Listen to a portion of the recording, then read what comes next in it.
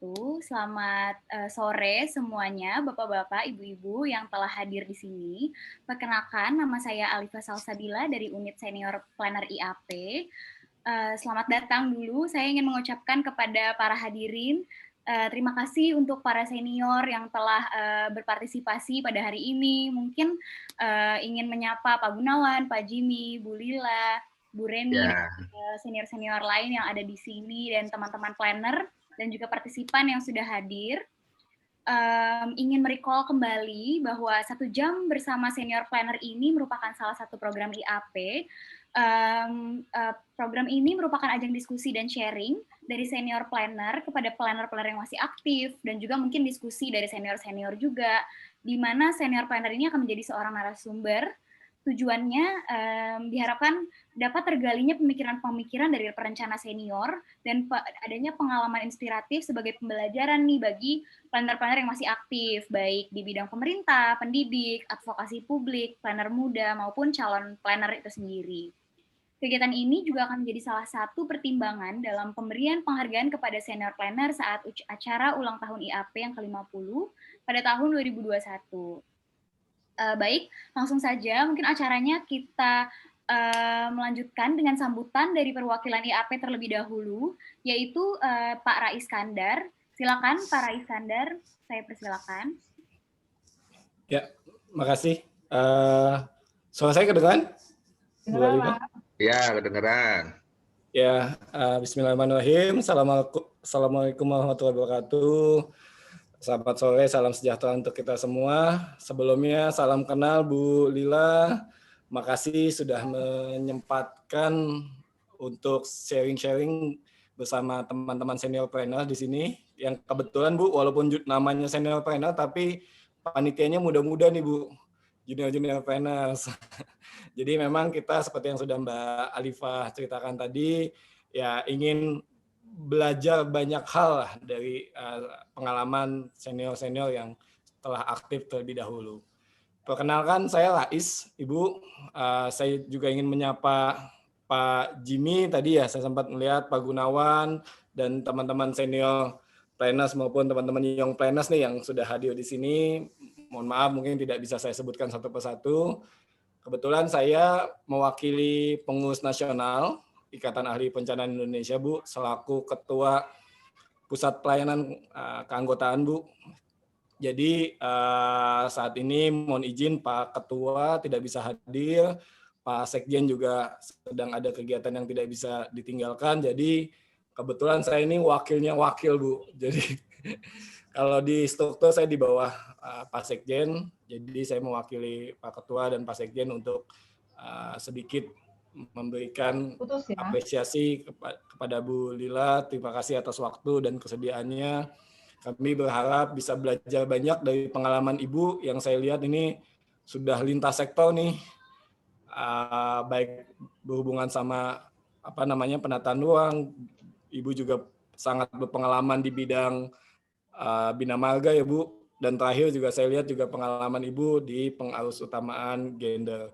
Saya pikir ini penting untuk teman-teman di sini bisa mendengar dan belajar dari pengalaman Bu Lila, bagaimana juga kita membuat kesetaraan dalam pembangunan melalui pengarus utamaan gender. Saya pikir singkat saja Bu, nanti lebih banyak kita sembari berjalan. Saya mungkin juga akan izin untuk meramaikan diskusinya. Untuk waktu dan tempat saya persilakan Bu Lila. Monggo kalau misalnya ada hal-hal yang ingin disampaikan, dipresentasikan. Itu saja, saya pikir. Terima kasih semua atas kehadirannya, atas kesempatannya juga dari Mbak Alifa dan teman-teman ini. Terima kasih Pak Rais Kandar. Ini kok Pak ya panggil? Ya, Mas aja Bu, atau D juga nggak apa-apa Bu. Suara saya kedengeran nggak ya? Kedengeran Ibu, monggo Bu. Ya, kedengeran. Suara saya kedengeran. Maaf, suara saya kedengeran nggak ya? Aduh, ini kok putus ya? Kedengeran. Kedengeran ya? Kedengeran ya? Kedengeran. Saya sebetulnya bahan paparan saya sudah saya sampaikan ke Mas Alim ya. Mohon ditayangkan. Ini nggak usah serius-serius banget ya, nanti boleh mungkin di sela-sela gitu ya ininya ya. Di sela-sela paparan saya mungkin bisa ada ditanyakan juga mungkin ya. Boleh Ya. jika ada yang punya pertanyaan bisa ditulis di kolom chat ya, dan mungkin bisa langsung raise hand. Saya ini mendapat tugas nih dari sekian banyak pengalaman saya, kemudian di screen ya ternyata. Kenapa? Oke ya. Nah, jadi dari sekian banyak pengalaman dari kurikulum studi saya, ternyata ini pintar juga nih yang milih milih temanya gitu ya, yaitu infrastruktur dan pengerusaman gender. Memang sepertinya perlu banget gitu ya untuk banyak diketahui tentang apa sih gender dan apa sih gender di bidang infrastruktur, karena orang suka confuse gitu. Kami juga pertama kali waktu di PU nih ya, saya dari tahun 2007 ya, waktu di tata ruang itu pertama kali juga mencoba mengidentifikasi apa sih isu gender di bidang PUPR. Agak bingung gitu, karena dulu kita hanya berkutat dengan perempuan dan laki-laki. Kebayang nggak sih isu gender terus hubungannya dengan perempuan dan laki-laki gitu. Nah ini jadi memang saya coba ceritakan prosesnya ya. Oke lanjut. Jadi mungkin saya mula-mula akan menjelaskan dulu tentang ini. Ini adalah hasil karya PUPR dari teman-teman semua. Kita mendapat penghargaan dari mulai tahun 2008. Kita ada tingkat yang terendah nih, karena kita masih belum tahu apa sih isu gender dalam PUPR itu. Jadi rupanya di Rensra itu ada apa namanya dari Kementerian PP dan PA. Bu, ini kan ada isu gendernya, jadi tidak harus secara tertulis, tapi tersirat gitu. Ya, pertama lah tahun 2008. Kemudian berkembang terus menjadi media, kemudian utama, dan yang terakhir ini kita mendapat mentor yang tertinggi nih Mas. Dulu kita kemudian lembaga yang pertama kali mendapat tingkat mentor untuk pelaksanaan PUG-nya. Luar biasa ya. Orang belajar ke PUPR, dan kita mungkin sekarang ada berapa yang bagus tuh, Kementerian Lingkungan Hidup, Kementerian Keuangan, dan juga Pertanian kalau nggak salah ya. Ya, langsung lanjut. Apa sih gender itu? Jadi memang orang suka confuse ya dengan gender dan seks. Jadi orang kalau gender tuh selalu lah mesti sampai sekarang masih gitu. Bayangin coba di Pemda aja itu masih belum paham tentang apa sih itu gender gitu. Padahal dia harus melaksanakan, harus terintegrasi dalam kegiatannya. Jadi gender itu sebetulnya bukan berarti ya Mas Antoni, gender itu bukan berarti perempuan dan bukan hanya pemberdayaan perempuan sebetulnya ya. Beda dengan seks. Kalau seks itu memang jenis kelamin. Ya, lanjut. Ini kalau apa namanya? Kalau gender itu bisa berubah sesuai dengan perkembangan zaman. Sedangkan lanjut Mas. Sedangkan jenis kelamin itu tetap sifatnya, yaitu bukan kodrat dari Tuhan. Lanjut.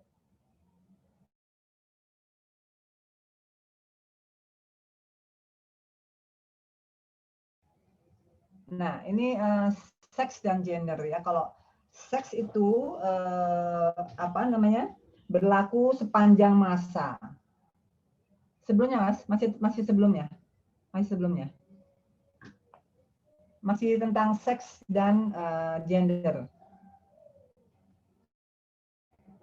Ya, seks itu berlaku sepanjang masa, tidak bisa dipertukarkan, berlaku di mana saja, berlaku bagi siapa saja, dan ditetapkan oleh Tuhan. Jadi kodrat ini seperti misalnya kalau perempuan itu menyusui ya, melahirkan, kemudian kemudian menstruasi. Nah, itu adalah seks yang tidak bisa dipertukarkan. Nah, sedangkan gender itu dapat berubah sesuai dengan budaya masing-masing ya dan perkembangan zaman. Seperti misalnya kita dulu kan driver bis itu kan nggak ada yang perempuan dulu ya, sekarang ada. kemudian juga dulu dirjen-dirjen nggak ada yang perempuan, sekarang dirjen luar biasa di PU nih, dirjen Cipta Karya perempuan ya. Kayaknya dulu juga perumahan perempuan juga. Nah, memang akan sangat tergantung dari budaya. Dan itu berbeda antar kelas atau kota atau kelompok-kelompok masyarakat, tergantung dari bagaimana mereka bagaimana dia menyikapinya gitu. Dan ini bukan suatu kodrat. Lanjut.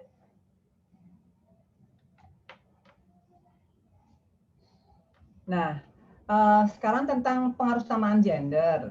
Nah, pengaruh samaan gender ini sebetulnya kalau bermula ada dalam Inpres, ya Inpres nomor 9 tahun 2000, pengaruh samaan gender itu sebenarnya strategi yang dibangun bagaimana mengintegrasikan gender dalam mulai perencanaan, pelaksanaan sampai pengawasan gitu. Dan tidak hanya untuk perempuan dan laki-laki, tapi juga termasuk di dalamnya ya perempuan dan laki-laki, termasuk di dalamnya adalah perempuan. Sebentar, saya ada ketutup. Perempuan, laki-laki, anak-anak, termasuk di dalamnya anak-anak, kemudian ada lansia, ada penyandang disabilitas, ada kelompok masyarakat rentan dan MBR. Ini kita coba perluas ya supaya kita tidak, karena dulu kita hanya perempuan laki itu agak bingung apa sih bilang PU, ternyata begitu kita bahwa di dalam laki perempuan itu ada anak-anak, disabilitas, itu langsung bisa berubah sekali ini kita mindset kita bagaimana untuk mencari isu gender yang ada di PUPR. Nah, jadi kalau di Inpres itu ini hanya laki-laki perempuan saja, tapi kita coba lebih definisikan lebih rinci ya. Dan ini kita sudah ada dalam Renstra kita. Lanjut Mas. Nah, ini tentang kesetaraan gender. Nah, kesetaraan gender itu adalah suatu kesamaan kondisi bagi perempuan dan laki-laki, termasuk tadi ya anak-anak, remaja, lansia dan seterusnya, untuk memperoleh kesempatan dan haknya sebagai manusia agar mampu berperan dan berpartisipasi dalam kegiatan politik, ekonomi, sosial, budaya, pertahanan dan seterusnya dalam menikmati hasil pembangunan. Nah, ini kami sekarang ini coba memasukkan, jadi PU nih kita yang pertama kali untuk menginisiasi supaya remaja atau pemuda ini dimasukkan, karena isunya ini sekarang pemuda kan tidak pernah ada ini ya, terabaikan gitu. Dia tidak pernah dilibatkan untuk mendapatkan masukan-masukan tentang pembangunan, tidak pernah dilibatkan dalam untuk mengetahui apa sih kira-kira bagaimana dilibatkan dan dapat mengetahui tentang pembangunan yang sebetulnya bisa melibatkan dia. Contohnya ini contoh yang remaja nih, kalau di PUPR nih sekarang ada KKN tematik, mungkin pernah dengar ya. KKN tematik itu mereka dari mahasiswa itu di bidang cipta karya sih masih ya, bidang karya yang menginisiasi, mereka itu diminta untuk berkontribusi untuk memetakan permasalahan di desanya. Dipetakan dalam satu map gitu, kemudian dia membuat rencana-rencananya, kemudian bagaimana caranya memelihara, itu luar biasa sih. Ini kayaknya perlu diapresiasi ya, karena pemuda ini supaya nggak luntang-lantung dan nggak demo-demo aja, saya kira ini bagus banget ya pemuda ini. Dan juga di PUPR ada di bidang konstruktif itu sekarang mulai ada pelatihan Mas, Bapak Ibu sekalian, pelatihan untuk vokasional. Jadi mereka diajar untuk mengetahui, untuk mendapat pelatihan dan mengetahui tentang bidang PUPR-an ya, dan mendapatkan mendapatkan sertifikat tentang pengetahuan bidang jasa konstruksi. Inilah yang mungkin di tempat lain kayaknya masih belum ada ya, bagaimana melibatkan pemuda dalam pembangunan. Lanjut. Nah, ini kita keadilan gender. Jadi keadilan gender itulah suatu masih sebelumnya Mas. Keadilan gender, masih keadilan gender. Nah, ini karena ini ada hubungannya dengan ini, ada kriteria apa sih yang disebut responsi gender itu. Jadi pengertian keadilan gender itu adalah perlakuan adil bagi perempuan dan laki-laki, termasuk tadi itu kelompok-kelompok yang ada di dalamnya. Nggak kedengeran ya Mas ya? Nggak kedengeran ya? Terdengar. Kedengeran. Ini dalam keseluruhan proses kebijakan pembangunan ya itu mempertimbangkan pengalaman nih. Pengalaman kan beda-beda nih, pengalaman orang disabilitas, pengalaman pemuda, pengalaman ibu-ibu hamil, pengalaman orang tua ya. Kebutuhannya juga beda. Ini sebenarnya kuncinya dari gender itu adalah ini ya, keutamaan gender. Jadi pengalamannya beda, kebutuhannya beda, kesulitannya beda, hambatannya beda. Baik sebagai kelompok-kelompok tadi ya, kelompok-kelompok masyarakat tadi untuk mendapatkan akses informasi, kemudian bagaimana manfaat yang mereka dapatkan, kemudian bagaimana ikut berpartisipasi dan kontrol terhadap sumber daya. Nah, kontrolnya artinya bagaimana mereka bisa mengontrol kalau mereka tidak mendapat punya bargaining position. Sebetulnya intinya itu kontrol dalam hal ini. Seperti bagaimana di DPR ya. DPR, kemudian juga kalau di Cipta Karya itu ada namanya Badan Persaudaraan Masyarakat, di mana perempuan itu harus terlibat sebagai anggota dari Badan Persaudaraan Masyarakat. Lanjut. Nah, ini sebenarnya akses, manfaat, partisipasi, kontrolnya adalah indikator apakah kegiatan itu sudah responsi gender. Tidak harus empat-empatnya dari AKPM kita, akses, kontrol, partisipasi, dan manfaat. Tidak harus empat indikator itu, tapi salah satu aja itu sudah responsi gender.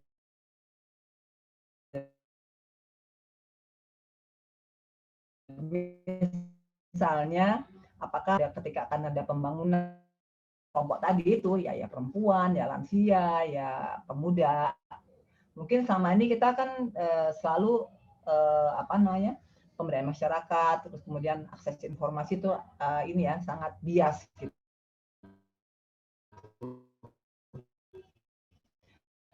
Bahkan akses informasi ini yang kita perlu pertimbangkan adalah informasi pada akses disabilitas. Bahkan untuk mengetahui apa sih kira-kira yang akan dibangun, yang akan berpengaruh terhadap mereka gitu. Nah, ini sebetulnya perkembangan kesetaraan gender itu memang kita dulu berbicara tentang perempuan aja gitu ya, tahun 70 namanya Women in Development. Jadi dulu isunya memang isu perempuan terpinggirkan ya, belum dilibatkan. Terus strateginya adalah memasukkan perempuan dalam pembangunan, tapi tetap aja kelompok sasarannya perempuan. Kemudian tahun 70 juga demikian ya, masih isunya perempuan sudah berpartisipasi dalam pembangunan, tapi juga masih masih baru meningkatkan posisi, bagaimana peran aktivitas dalam sebagai agen perubahan, tapi tetap aja perempuan gitu. Nah, tahun 80-an ini, tahun 80 sampai 90-an ini baru ada hubungannya bagaimana relasi gender yang tidak setara antara laki-laki dan laki-laki. Jadi ini ternyata harus ada strategi nih gitu. Nah, strateginya adalah tadi bagaimana mengintegrasikan isu gender tadi ke dalam mulai dari perencanaan sampai pelaksanaan, monitoring, evaluasi. Ini namanya pengaruh utama gender itu gitu. Jadi kelompok sasarannya perempuan dan laki-laki. Kalau kita termasuk tadi ya sasarannya di dalamnya ini ada kelompok-kelompok di dalamnya. Nah, ini tahun 2003 mulailah ini hak asasi manusia. Makanya sekarang ini seluruh kelompok masyarakat tadi bagian ya tentang disabilitas, lansia. Saya kira menarik loh kalau kita kan saya nggak tahu nih kalau di planner-planner kita nanti kalau perencanaan sudah mulai mempertimbangkan ini nggak ya? Data saya dulu sih ini saya nggak tahu kalau sekarang. Data-data tentang kependudukan ya itu kan suka ada deh misalnya jumlah ini sekian, jumlahnya sekian loh. Tapi dalam perencanaannya itu menjadi pertimbangan nggak ya di dalam alokasi ruang gitu. Ini saya kira sangat penting ya.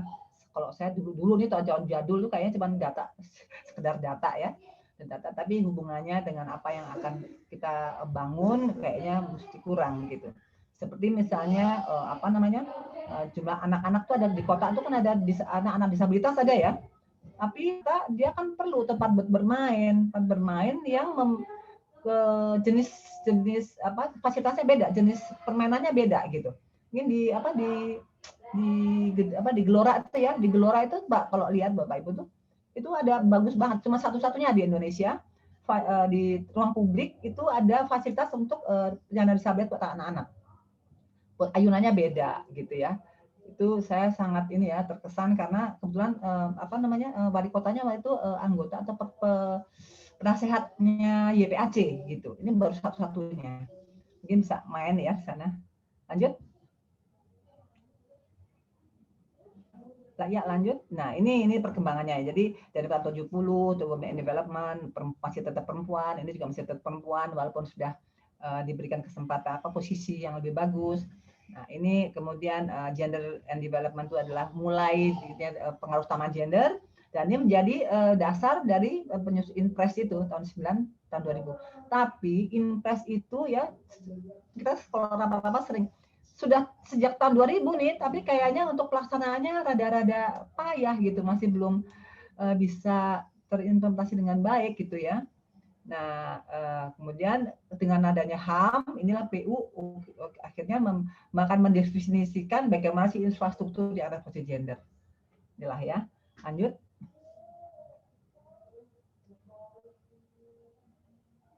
Ya, lanjut, Mas. Nah, ini kita mencoba mendefinisikan apa sih gender infrastruktur itu. Nah, dia itu harus universal ya, dapat dimanfaatkan oleh seluruh kelompok masyarakat, kemudian ya laki-laki, perempuan, lansia dan seterusnya. Kemudian aman, nyaman, gitu. Dia memberikan aspek keselamatan, keamanan dan kenyamanan untuk penggunanya. Dia juga ada gender equity and based need for business, memberikan layanan dasar pada pengguna untuk seluruh kelompok masyarakat, dan environmental friendly dilengkapi dengan infrastruktur nih. Ini kan environmental friendly tergantung dari semua kelompok itu bisa nyaman karena sesuai dengan kebutuhannya ya. Dia ramah lingkungan bagi seluruh kelompok masyarakat ya. Lanjut. Ini adalah gender infrastruktur nih kita prinsip-prinsipnya. Lanjut. Nah, ini contoh aja nih bahwa di kita ini sudah mulai banyak tergali nih isu-isu gender, dia malah di Sekjen ada ya, kemudian di sumber daya air apa saja nih, bina marga apa saja, cipta karya sudah banyak sekali kita. Kemudian di perumahan juga, kemudian di bina konstruksi ini sudah mulai bagaimana dia melatih ya, melatih ini apa yang di lapas. Dia dilatih untuk mendapatkan pelatihan jasa konstruksi dia. Perempuan juga dapat. Kemudian ini juga yang menarik adalah di Bina Marga ini mungkin jembatan gantung pejalan kaki itu ini malah kadang-kadang ya kita tuh sudah melaksanakan kegiatannya responsif gender tapi nggak sadar. Ini waktu di jembatan pejalan gantung pejalan kaki ini juga baru sadar padahal sudah dilaksanakan sejak tahun 2015. Ini kan sangat sangat memperhatikan kebutuhan anak-anak, kan banyak tuh isu sempat viral ya, anak-anak yang kecemplung pada meninggal gitu kan. Ini tapi membuat dari jembatan sendiri bagian jembatan mereka tidak menyadari bahwa itu sebenarnya posisi gender. Jadi tidak dilaporkan bahwa itu kegiatannya posisi gender gitu. Nah, inilah jadi saya kira di kementerian lain juga banyak yang sudah posisi gender tapi tidak melaporkan bahwa dan tidak sadar bahwa itu sebenarnya kegiatannya posisi gender gitu. Ini contoh-contohnya ya. Nanti bisa dipelajari. Juga ini ada kita di PLBN itu juga loh, PLBN itu kita sudah menyiapkan ya infrastruktur kita, itu ada remnya, ada toilet disabilitas, ada ruang untuk laktasi, dan ini itulah contoh-contoh yang sudah kita lakukan. Lanjut. Ini beberapa catatan terkait peraturan ya. Mungkin ini penting juga buat konsultan ini kadang-kadang mungkin kenapa yang satu itu kita tuh belum ramah gender karena mungkin dalam kerangka acuannya tidak disebutkan ya dasar landasan hukumnya gitu. Nah, ini kalau undang-undang itu mungkin sudah banyak tahu juga ya bahwa definisi anak itu adalah yang sebelum 18 tahun. Termasuk anak dalam kandungan. Ini kan kaitannya dengan ruang laktasi, kemudian ruang laktasi, kemudian juga taman pengasuhan anak ya. Ini bahwa anak-anak tidak boleh berada di lingkungan kerja. Juga anak-anak tentang jembatan gantung ini juga ya, ini juga ada kaitannya dengan pasal ini, peraturan terkait dalam Undang-Undang ke-5. Kemudian ini pemerintah memberikan dukungan sarana prasarana misalnya tadi ruang ASI, taman pengasuhan anak. Waduh nggak stabil ini ya, ini internet saya. Lanjut. Lanjut ya, ini sebenarnya menarik nih, melindungi dari perbuatan yang mengganggu kesehatan dan tumbuh kembang anak. Ini sebetulnya kalau di DPU ada nih pencegahan HIV/AIDS. Ini menarik, tapi kayaknya sekarang tidak berlanjut ini. Karena kan di pekerja konstruksi itu kalau kalau dimobilisasi dari luar itu kan banyak sekali ya mengakibatkan prostitusi gitu.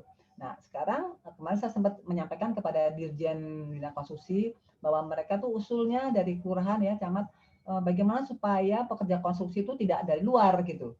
Makanya PU sekarang melatih tenaga-tenaga yang terampil di daerah untuk menjadi terampil. Nah sekarang mungkin agak berkurang tuh dari luar ya. Ini adalah satu contoh realisasi program dari bagaimana mencegah untuk HIV/AIDS. Ya, lanjut. Nah, ini tentang disabilitas. Saya kira ini mereka harus punya kesempatan kerja, ya. Kemudian di swasta ini sudah banyak sekali yang sudah melibatkan mereka, dan mereka bilang saya menyesal tidak melibatkan mereka dari awal karena mereka itu fokus, nggak main. Nggak main dia, nggak pernah kalau kita kan mau makan siang ngobrol dulu kemana dulu gitu, kalau mereka tuh rupanya enggak.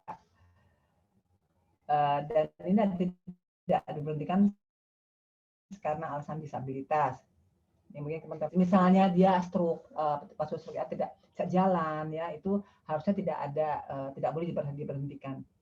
Dia harus mendapatkan aksesibilitas untuk mendapatkan fasilitas publik. Nah ini yang penting juga ada pendampingan ini. Jadi kalau undang mereka itu jangan lupa memberikan honor buat pendampingnya. Kita pernah waktu undang mereka ya, tapi dia menanyakan, Bu ada nggak honor buat pendampingnya? Waduh nggak kepikir. Kan penyandang disabilitas itu kan mereka harus ada pendamping. Jadi ini kayaknya di peraturan-peraturan masih belum ada nih bahwa mereka harusnya pendamping itu harusnya mendapatkan juga honor gitu. Tapi tidak pernah diperhitungkan. Ya, lanjut. Apalagi nih? Ini bisa dibaca ya. Nah, ini media yang aksesibel buat mereka. Ini kalau di Malang ada tuh perpustakaan loh, bagus banget perpustakaan yang menyediakan itu komputer buat mereka. Luar biasa di lantai 2. Kayaknya saya nggak tahu tempat lain sudah ada belum ya. Ya, lanjut. Aja. Ini ada infrastruktur yang aksesibel untuk penyandang disabilitas, dibagi di gedung, jalan, permukiman, pertamanan, dan pemakaman. Ini pemakaman kita payah banget kalau di Bandung ya. Kayaknya di Pandu tuh kayaknya dia nggak bisa lewat deh. Kalau ibunya meninggal, dia nggak pakai kursi roda gitu. Aduh, gimana tuh? Nggak bisa. Terus ini di dalam infrastruktur jalan tuh harus ada jalur pejalan kaki dan yang aksesibel, tempat penyeberangan yang aksesibel. Ini Pak Jimmy nanyain nih, gimana sih trotoar itu yang aman nyaman? Kayaknya kita masih kita sering bicara tapi kelihatannya ada peraturannya tapi baru di beberapa kota kelihatannya. Soalnya ini ada terkait juga dengan peraturan tentang saya sampaikan ya, ada peraturan Menteri PU tentang jaringan pejalan kaki ya. Nanti ada di bawah. Nah, ini buatin aja nih. Kita nih di PU ada SE ya tentang bagaimana ruang khusus laktasi. Sebetulnya orang suka tanya standarnya apa sih gitu. Jadi sebetulnya di ruang ASI itu ini aja sesuai dengan kebutuhan ruangannya, nggak usah terlalu luas tapi ini cukup. Yang penting ada untuk ASI-ASInya, karena orang menyusui itu kan dia perlu nyaman ya, karena kalau nggak nyaman dia nggak bisa keluar ASInya. Ada meja, ada kursi, ada lemari untuk menyemat peralatan ASI, wastafel mungkin kalau dekat toilet boleh juga. Nah ada cara antiseptik, kulkas khusus untuk menyimpan ASI. Ini saya waktu itu dengan Bu Cici, di gedung SDA ya, kita sediakan ruangannya. Terus saya bicara dengan yang Pimpronya itu, tolong nanti kalau mau membangun kita bicara deh. Terus dia bilang kan ada arsiteknya Bu, gitu. Tahu nggak waktu dibikinnya itu ada 3 lantai. Atau beberapa tahun kayaknya nggak bisa dipakai karena nggak ada colokannya, nggak ada colokan listrik untuk kulkas. Bayangin coba. Ini bukan soal arsitek, tapi pemahaman dia itu ruang ASI itu harus bagaimana sih, apa yang ada gitu. Ini aduh. Tapi sekarang alhamdulillah di PU sekarang kita di gedung menteri itu ada 17 lantai dan 17 ada ruang ASI. Totalnya di kita PU ada 30 ruang ASI ya. Itu aja di kita. Lanjut, mungkin kalau di ITB ada nggak ya ini ya? Mungkin di tempat Bapak Ibu sekalian di kantor konsul Pak Jimmy konsultannya ada nggak nih tempat ruang ASI? Di Pemda di balai-balai juga katanya kalau di daerah tuh alasannya kita kan mau pulang Bu, bisa pulang gitu alasannya. Ya, lanjut. Nah ini nih, ini sudah tadi ya. Nah ini nih, yang Permen PU 03 tentang pedoman perencanaan, penyediaan dan pemanfaatan sarana jaringan pejalan kaki. Ini di sini diamalkan bahwa jaringan pejalan kaki itu harus ada dalam Perda, dalam RDTR gitu. Kemudian jaringan pejalan kaki itu mengakomodasi kebutuhan untuk penyandang disabilitas, lansia dan ramah anak. Ini sudah ada. Tapi kita nih sekarang kayaknya belum ya jaringan ya. Makanya suka gini, disabilitas juga nggak ada yang lewat gitu. Ya gimana mau lewat, dia terputus-putus gitu. Jaringan sepotong-sepotong. Saya nggak tahu nih teman-teman ini sudah adakah di RT/RW atau di RDTR ya dimuat ya. Lanjut, ini kalau ada yang mau tanya-tanya boleh, silahkan, ada yang nimbrung-nimbrung. lanjut. Nah ini dasar catatan saya dulu, ada catatan. Oh iya, untuk jaringan pejalan kaki itu, karena waktu saya ke Filipina, dia rupanya bahwa kenapa sih butuh pedestrian ya jalan pejalan kaki, rupanya itu ada karena hubungannya dan laki-laki itu beda. Kalau laki-laki itu kan dia jaraknya jarak jauh ya kalau jalan itu. Kalau perempuan kan jalan kaki, dia habis ke pasar lah, kemana dulu bajinjingannya banyak. Jadi rupanya itu ada hubungannya, makanya itu sangat penting buat ibu-ibu ya, terutama juga buat anak-anak di sekolah. Sekolah itu kayaknya kalau trotoarnya nggak nyaman, dia harus diantar sampai di depan sekolah gitu ya. Ini juga katanya perlu kita pertimbangkan. Ini kemudian ada dana. Ini persyaratan kemudahan bangunan gedung ini sangat isu yang sangat sangat strategis gitu. Nah ini sebetulnya dari Pakarya sudah mulai ini sih mensosialisasikan tentang perlunya Perda bangunan gedung, dan itu sudah 95% loh mereka sudah ada Perda bangunan gedung, tapi kok ya belum terrealisasi gitu. Ini bagaimana ada remnya, ada railingnya, ada toilet di situ ya, tempat parkir, ada ruang asinya, taman bermain buat anak, ruang publik, rambu-rambu penanda. Nah, saya baca kemarin, saya juga bahwa untuk toilet itu kan selalu ada ya, terpisah ya, perempuan laki-laki. Tapi di dalam aksesnya terpisah, gitu. Itu adalah apa? Supaya ini yang tidak ada pelecehan seksual, ya kan? Kita kan itu bikin toilet ya udah perempuan dan laki bersebelahan gitu. Tapi sebetulnya dia harus terpisah gitu. Itu untuk menghindari pelecehan seksual. Itu sebetulnya yang kita perlu menjadi perhatian ya. Lanjut. Nah ini tentang bidang jalan nih. Nah ini sayangnya nih Pak Jimmy, ini tentang apa namanya? Oh ini maaf ini masih lingkungan hidup bidang jalan ya tahun 2014. Sebenarnya telah mengarahkan sih agar pengelolaan hidup itu memperhatikan kesetaraan dan keadilan yang sudah disebutkan ya. Lanjut. Hanya perlu saya berikan catatan apa aja sih yang perlu diperhatikan. Lanjut. Nah ini sebetulnya kita kalau saya nggak tahu ya, saya sudah lama nggak ngikutin di AMDAL itu isinya apa aja sih yang survei itu ada apa. Paling mungkin kayaknya masih umum ya, general ya. Jadi sebetulnya misalnya waktu survei itu perlu mengidentifikasi ini kalau di perkotaan ya, lokasi sekolah itu nanti kan perlu ada KL-nya mungkin ya, perlu ada zona aman sekolah, terus kemudian ada peredaran suara atau debu. Di SLB juga saya kira itu SLB itu prioritas ya untuk ada disediakan trotoar, karena kan dia pengen mesti kemana, ke Indomaret gitu ya, ke Alfamidi atau ke tempat-tempat yang perlu dia untuk kebutuhan sehari-hari.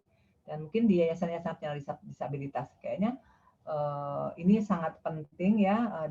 Misalnya dia di Pemda itu belum bisa menyediakan trotoar yang secara sistem ya, tapi setidaknya untuk ini kayaknya perlu juga diprioritas gitu. Dan di konsultasi publik itu juga ada yang menyampaikan ada kesempatan kerja misalnya untuk penyandang disabilitas buat perempuan, terus isu-isu tentang perlindungan anak dan disabilitas. Banyak sih cerita-ceritanya, nanti kalau Bapak Ibu bisa nanya, saya bisa jelaskan lebih detail. Kemudian di dalam pelaksanaan konstruksi ini ya, kemarin di NTB itu ternyata ada loh jenis toilet portable, karena kan kalau pemeliharaan jalan tuh luasnya panjang ya, dia mau ke toilet gimana gitu. Nah ini semuanya sudah disediakan toilet yang bisa jalan gitu, toilet portable. Nah pemeliharaan jalan ini juga ternyata perempuan itu ya, kalau dilibatkan itu katanya Pak Dinas nih di NTB itu, Bu, saya senang tuh kalau ibu-ibu udah ikut kerja itu bersih, rapi, kebayang ya. Ibu-ibu kan kalau kerja tuh dari A sampai Z kayaknya ada misalnya hanya 8 jam, dia bisa 10 jam nggak dibayar juga nggak apa-apa gitu. Ini testimoni dari teman-teman dari dinas di daerah ya. Jadi emang ibu-ibu tuh perlu dilibatkan, tapi dan kerjaannya tuh mereka mau loh yang ngangkat-ngangkat batu kayak apa itu. Nah, orang suka bilang kasihan, bukan soal kasihan, itu kemauan dia gitu. Kita kan nggak maksa, dia boleh pilih ya. Lanjut. Nah ini sudah ada juga pedoman pengasamaan gender dalam penyediaan perumahan. Ini ada, nanti bisa di search ya, di Google juga ada. Lanjut, jadi di perumahan ini antara lain juga mungkin ada itu, ada jaring pengaman buat anak-anak ya.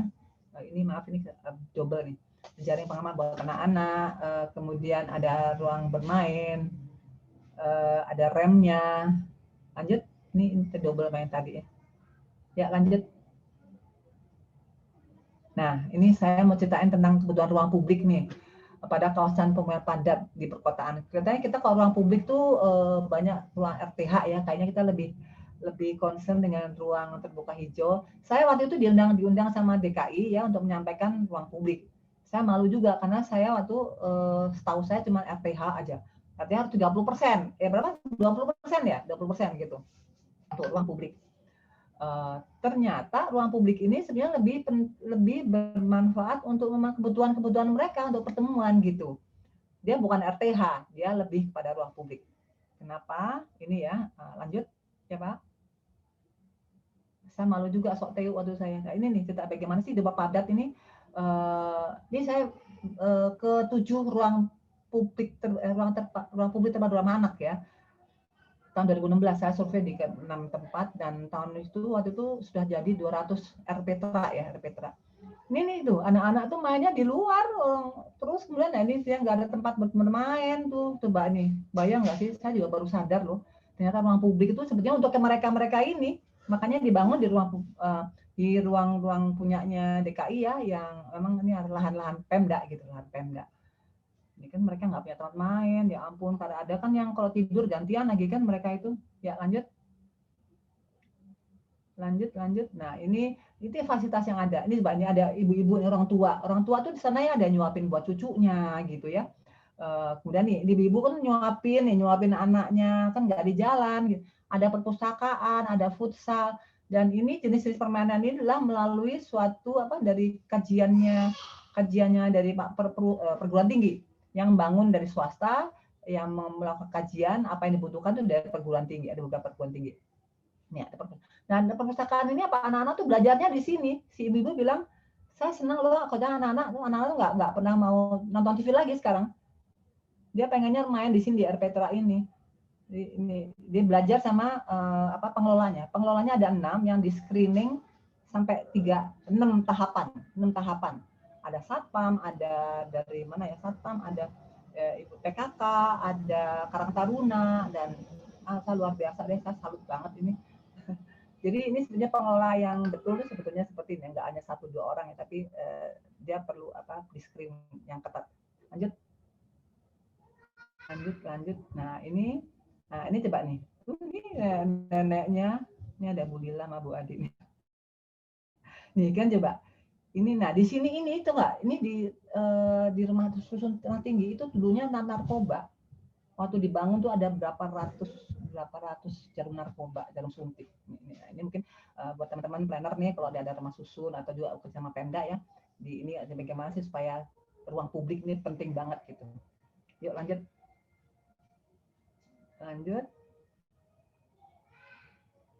Ya, Mas. Nggak kedengeran ya? Masih. Lanjut. Nggak kedengeran ya kayaknya ya? Halo. Kedengaran kok Bu, kedengaran.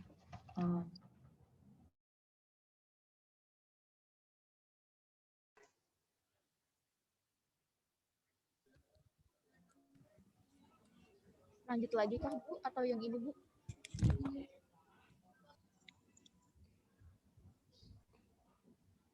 Lanjut Bu Alifah. Gangguan sinyal. Mungkin Bu Lilanya ada gangguan sinyal ya? Ibu? Udah ya, bisa lagi ya? Bisa Bu, ini masuk.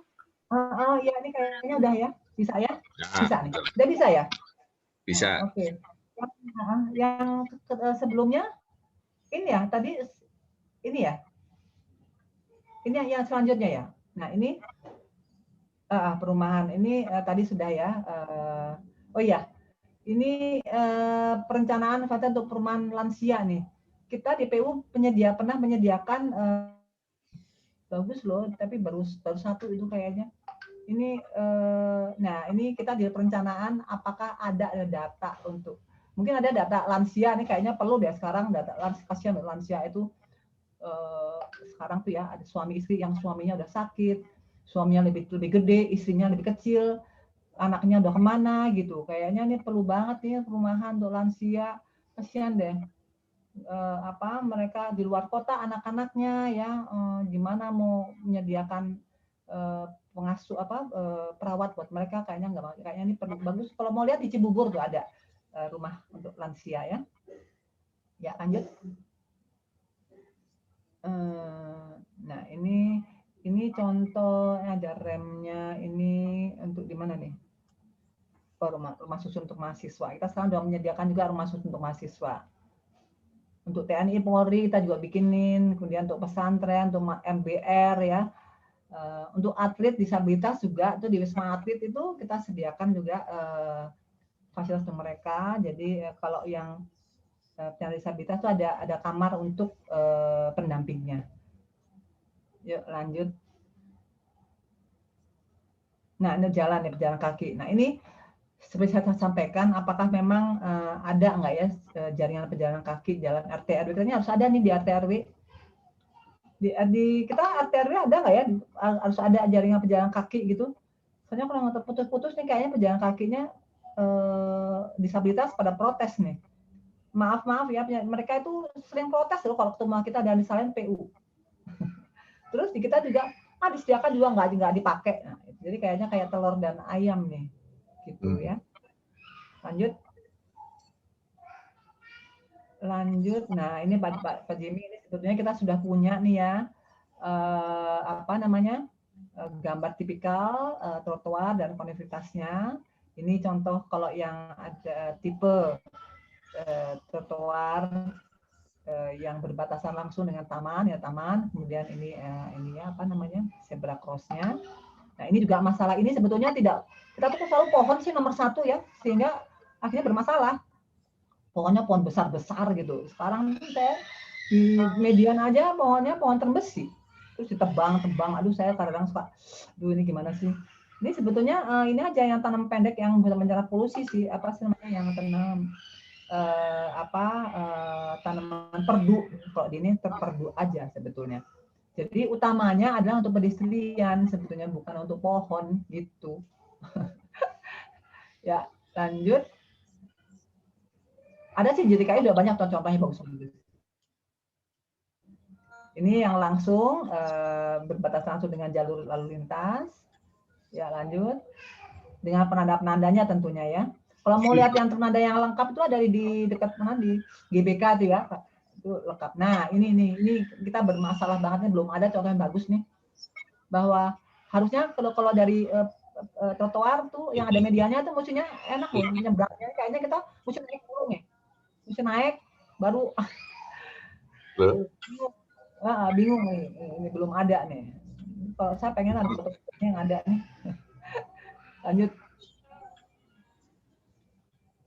Lanjut ya. Nah ini Pak Jimmy ini juga sayangnya masih SE nih bukan SE deh, masih surat dari Dirut Bintek belum kemana-mana kayaknya gitu, paling buat sosialisasi aja gitu.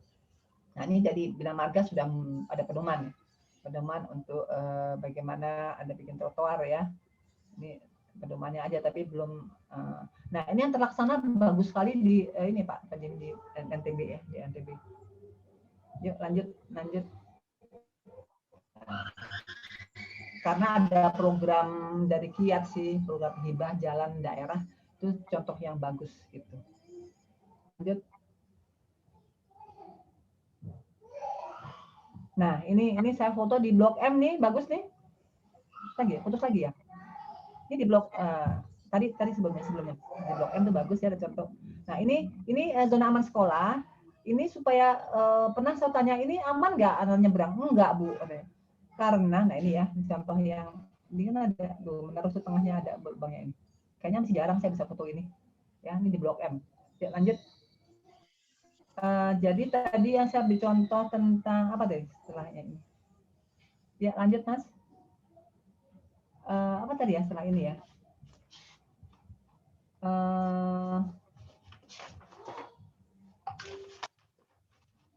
Zebra cross ini sebetulnya bagusnya nih kalau bikin segini harusnya konsultasi dengan yang punya sekolah gitu ya, sehingga ada bisa apa namanya mereka tahu, karena tidak dilibatkan waktu membangunnya ini. Ya, lanjut. Ini bagus di Balikpapan dan Solo. Yuk, lanjut. Nah, ini sebetulnya bagian kalau bikin UKL-UPL tuh mestinya nggak gini nih. Identifikasi sekolah-sekolah mana sih, ada di mana ada sekolah, kemudian bagaimana solusinya, yaitu dengan menyediakan zebra cross. Itu adalah bagian dari kegiatan UKL-UPL ya. Ini jembatan gantung jalan kaki. Nah, ini sebetulnya bukan tugas PU ya, tapi karena ini banyak kejadian sehingga prosesnya Pemda tulis surat ke PU untuk minta dibangunkan jembatan gantung pejalan kaki ini. Nah, ini saya kepikir gini, ini pasti ada kawasan sana kemarin ini ya terpisah karena ada sungai. Tapi kayaknya di perencanaan ini di Cipta Karya juga kayaknya belum ketemu bahwa itu harusnya ada sediakan akses gitu. Kayaknya enggak ya kalau bikin perencanaan. Asik dengan perencanaan kawasan A dan kawasan B gitu ya, pengenalan rumah kumuh gitu. Tapi aksesnya kayaknya nggak kita pikirin. Harusnya di rencana harusnya ada ya, bahwa bukan pakai perahu, kan mahal itu. Terus jamnya juga cuma tertentu lagi kan. Nanti nyebrang-nyebrangnya buat yang hamil agak susah, buat lansia susah, anak-anak juga karena mungkin uang terbatas. Nah, ini kayaknya perlu deh ada di dalam perencanaan ADTR mungkin ya, perlu bikin perencanaan ini akses untuk jembatan pejalan kaki gitu ya. Ya, lanjut.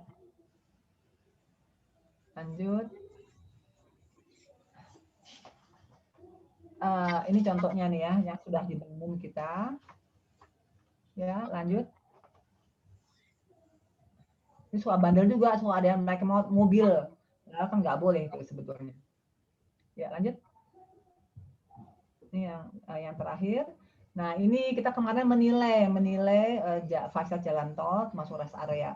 Karena di SPM-nya sendiri itu baru disebutkan yang penting toilet perempuan 20, laki 10 gitu. Baru itu aja. Padahal banyak sekali yang harusnya disediakan ya kan. Ini udah ada toilet disabilitas, ini ada remnya. Ya, terus kemudian ini Pak Jimmy nih. Di masjid-masjid itu juga ada contohnya bagus deh, ada tempat duduk ya buat penyandang orang lansia nih, kalau licin kan, jadi ada tempat duduknya. Ada juga 4 parkir buat perempuan dan penyandang disabilitas. Ini sangat bagus. Terus ini juga wastafel itu juga harusnya ada yang buat anak-anak juga, karena biasanya kalau ibu-ibu nih ibu muda nih, biasanya kalau lagi hamil gendong anaknya, karena wastafelnya tinggi ya kan. Nah, ini ada sih di slide saya yang lain gambar bagaimana ada wastafel yang rendah gitu ya untuk anak-anak. Itu sih saya kira yang sementara bisa saya sampaikan, nanti bosan kebanyakan nanti bisa kita tanya jawab. Silakan Mas. Makasih Mbak Alifa. Terima kasih Bu Lila atas pemaparannya. Mungkin saya akan mengkonklud dulu apa yang telah Ibu paparkan. Ini sebenarnya topiknya menarik banget dan sangat jarang kami diskusikan gitu. Sebelum-sebelumnya mungkin untuk planner-planner lebih concern ke perencanaan wilayah gitu dan juga penataan ruang, mungkin seperti itu ya Bu. Mungkin aspek yang tentang pengaruh utamaan gender ini dan terkait dengan infrastruktur manusiawi, humannya kurang. Ya, dan mungkin tadi kalau misalnya saya bisa highlight juga tadi kalau misalnya selama ini mungkin gender yang kita ketahui atau yang mungkin orang-orang itu concern itu hanya perempuan atau pemberdayaan perempuan. Namun sebenarnya gender itu lebih dari sekedar perbedaan seks gitu ya Bu. Kalau tadi seks itu adalah sesuatu yang given oleh Tuhan gitu dan berlaku sepanjang masa dan itu nggak bisa ditukar. Sementara kalau gender itu sendiri tuh bisa berubah sepanjang waktu dan dia tuh merupakan produk dari adanya tergantung kebudayaan masing-masing dan bisa ditentukannya juga pula oleh masyarakat dan juga itu merupakan sesuatu yang non kodrat. Dan tadi saya juga bisa highlight dari presentasi Ibu di mana untuk gender itu sendiri tuh dalam pembangunan ini juga menginclude perempuan, laki-laki, termasuk juga anak-anak, pemuda, lansia, penyandang disabilitas, kemudian ada kelompok masyarakat berpenghasilan rendah ya Bu, dan juga adanya kelompok marginal lainnya. Dan diharapkan adanya keadilan gender itu tadi pengertiannya itu perlakuan adil bagi komponen-komponen yang tadi telah disebutkan ya Bu, di mana mereka-mereka ini diharapkan dapat mendapatkan akses dan manfaat yang sama gitu dari usaha-usaha pembangunan dan juga bisa juga ikut berpartisipasi dan juga punya penguasaan atau kontrol itu sendiri terhadap sumber daya ya Bu. Kemudian tadi kalau misalnya saya bisa highlight juga ada prinsip gender infrastruktur di mana infrastruktur untuk semua itu perlunya universal utilization, adanya safety, secure, dan convenience, kemudian gender equity for basic need, dan juga environmental friendly. Dan tadi juga telah dipaparkan juga ya Bu, ada beberapa catatan peraturan yang sebenarnya perlu ditinjau ya Bu, terkait bidang infrastruktur untuk seperti tadi ada tentang perlindungan anak, kemudian ada pencegahan HIV/AIDS dan juga penyandang disabilitas, ada juga tadi perlunya ruang khusus laktasi ya Bu di dalam pembangunan infrastruktur. Kemudian ada juga sarana jaringan pejalan kaki di kawasan perkotaan. Seperti itu, dan juga adanya kemudahan bangunan persyaratan kemudahan bangunan gedung.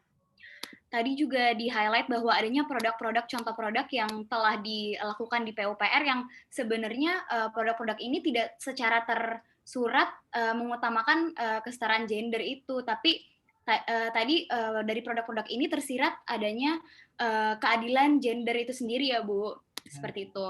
Kemudian tadi juga di highlight ada dari untuk sub bidang permukiman di mana adanya pembangunan di permukiman padat itu perlunya ruang publik, di mana tadi sangat kurang gitu, sangat minim karena tadi anak-anak itu mainnya di jalanan dan diperlukan untuk kita itu mempertimbangkan juga mereka mainnya di ruang publik dan juga diperlukan tadi perpustakaan-perpustakaan yang sangat diminati oleh anak-anak di permukiman padat. Kemudian untuk yang sub bidang jalan tadi juga ada yang diperlukan untuk yang disabilitas seperti itu ya Bu. Dan juga tadi terakhir saya melihat bahwa ada contohnya ada zona selamat sekolah dan juga adanya pembangunan jembatan gantung ya Bu yang dapat memberikan akses gitu bagi wilayah-wilayah yang memang belum mendapatkan akses misalnya dari fasilitas pendidikan, sosial, dan juga ekonomi. Mungkin akan saya buka sesi tanya jawab dan diskusi. Mungkin pertama-tama saya mau tanya juga Bu, untuk Ibu Lila. Kalau misalnya selama masa yang Ibu jalani gitu di bidang ini ya Bu, ada nggak sih Bu seperti kesulitan-kesulitan gitu dalam penerapan dan juga perumusan kebijakan itu sendiri, dan bagaimana sih Bu peran planner itu sendiri supaya kita juga mempertimbangkan nih Bu pengaruh utama gender ini sendiri dalam khususnya pembangunan infrastruktur. Silakan Bu Lila. Sebetulnya kita gini, kalau di PU ini kebetulan saya di sekretariat ya. Beruntung sih di sekretariat itu ada yang kita kan ada hari-hari di situ ya. Jadi kita ada kayak dokumentasi ada di kita gitu. Kita punya kantor, ada tenaga ahlinya juga. Saya Sambuineke ya di situ. Dan itu kita bisa kita dulu mendorong teman-teman itu di unit untuk mencoba menggali isu-isu, membantu mereka menggali isu yang mereka tidak sadari. Nah, kesulitannya kalau di tempat lain itu mungkin perlu untuk menggali itu kayaknya kurang karena orang-orangnya pindah. Sebetulnya ini yang kuncinya adalah mutasinya.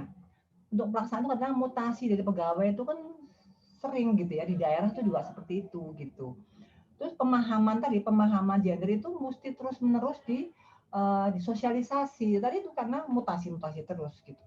Jadi di kementerian-kementerian ini, kalau kemarin dari KPPA itu ya, mereka bilang gini, sekarang KL itu agak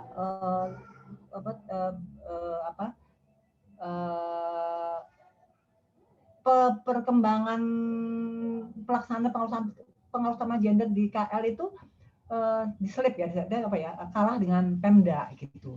Sekarang Pemda sudah mulai maju karena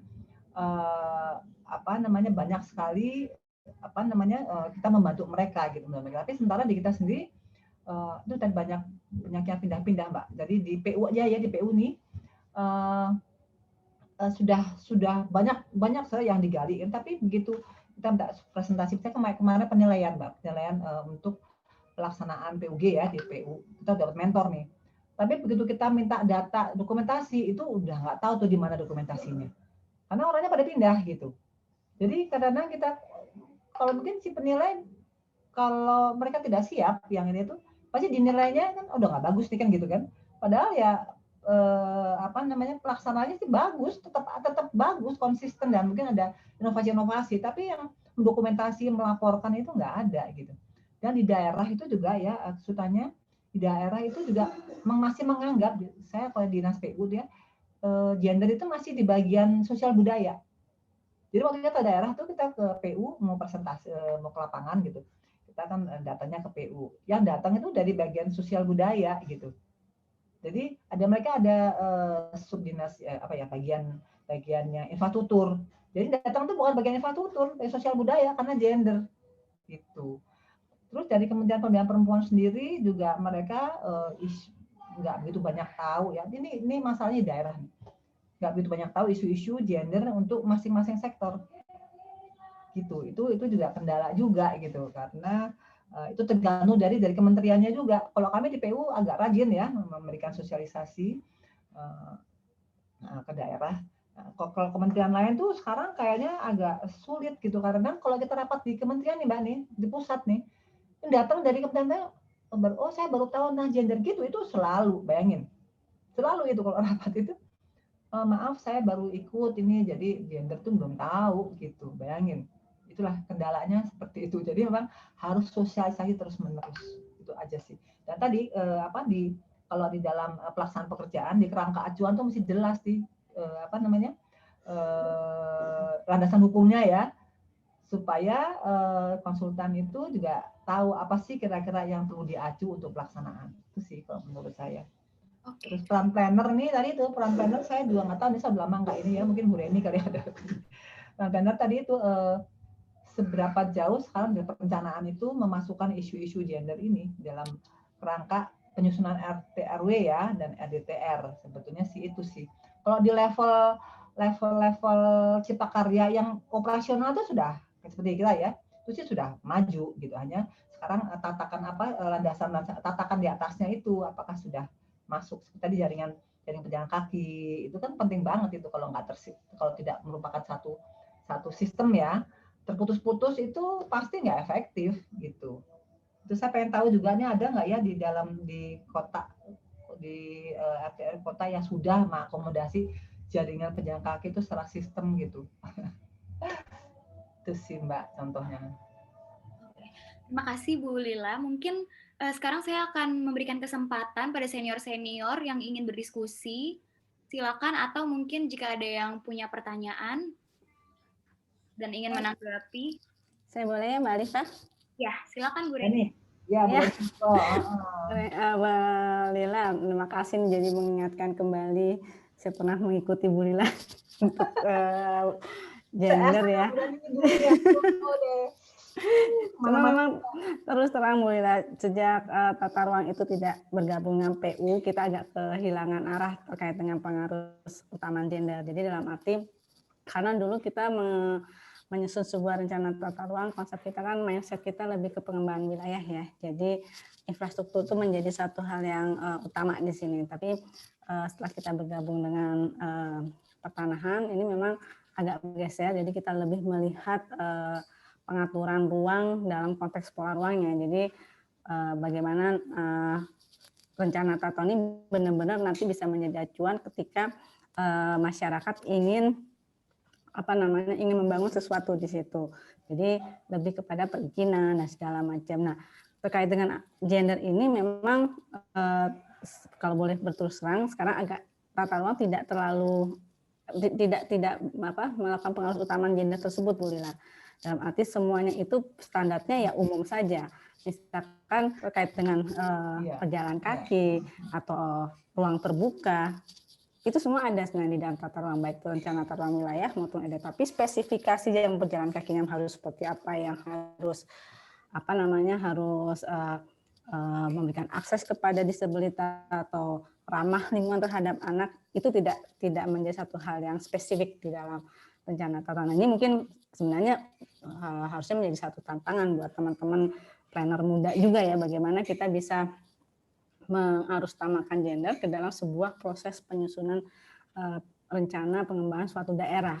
Karena tidak semua orang pun memahami hal tersebut, bahkan di daerah-daerah kan juga tidak semua bisa membuat itu suatu pengaturan tertentu di dalam sebuah rencana tata ruang. Dalam konteks mereka pasti melakukan sebuah perencanaan itu dalam konteks ini akan dikembangkan sebagai daerah apa, kemudian apa saja yang harus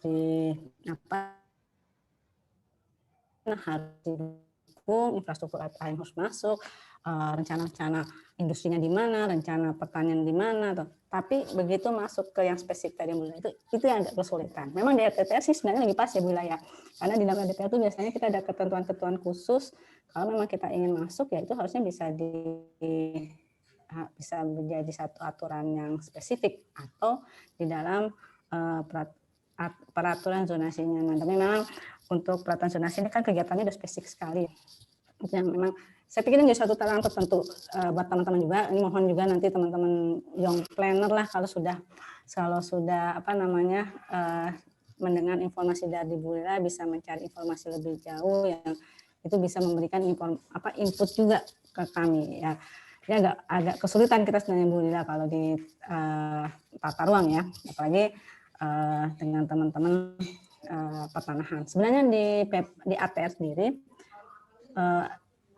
gender ini sudah mulai digaungkan Bu ya. Cuma memang saya kan tidak terlibat ya sampai sejauh mana. Tapi kalau di pertanahan yang memang yang pernah saya lakukan waktu zaman di penataan itu adalah bagaimana wanita jadi memberikan akses pada saat dia mengelola tanahnya Bu, karena keputusan mengenai pertanahan, saya mau jual tanah nih atau saya mau membangun menyewakan ini, itu keputusan bukan di wanita ya, tapi sebagai kepala keluarga.